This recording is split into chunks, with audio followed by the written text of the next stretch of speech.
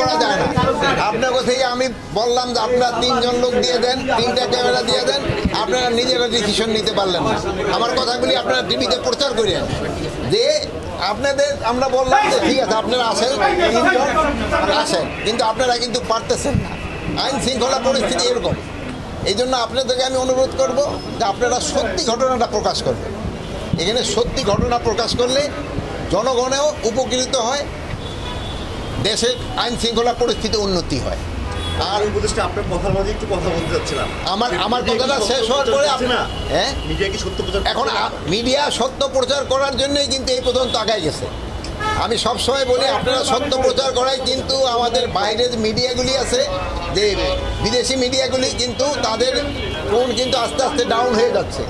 তারা কিন্তু এখন আর আগের মতো সরব হইতে পারে না, যেহেতু আপনারা সত্য ঘটনা প্রচার করেন জন্য। আর আমি আপনাদের এখানে বলতেছিলাম যে আপনারা যদি একটু নিজেরা একটু ডিসিপ্লিনভাবে সব কিছু করেন তবে কিন্তু আমরা আরও বেশি খবর দিতে পারি। যেমন আমি আপনারা আজকে চাচ্ছিলাম যে আপনারা আমার সাথে অল্প কজন, যেহেতু ভিতরে এত লোক নেই তো ঢুকা যাবে না, আপনারা আসেন, পরে আপনারা আবার আরেকজনকে দিয়ে দিন। এইটার জন্য আপনাদের আমি একটা অনুরোধ করছি।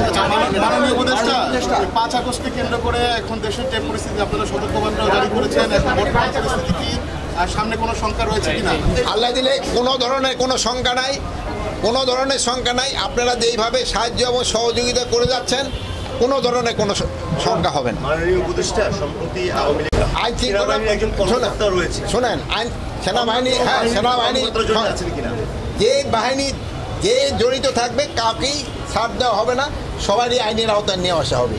আর যেহেতু আপনারা বললেন যে তাদের কার্যক্রম নিষিদ্ধ করা হয়েছে, এবং তারাও যদি কোনো রকমের অপকর্ম করতে চায় কোনো রকমের ছাড় পাবে না। তাদের পরিকল্পনা কি ছিল? তাদের যে একটা মিটিং করলো বা এই পরিকল্পনা কি ছিল এটা তো ইনভেস্টিগেশনের পরে যেন জানা যাবে।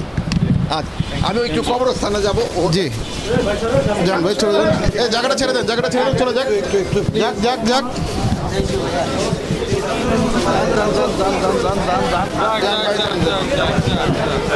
আস্তে আস্তে নামবে, আস্তে নামবে।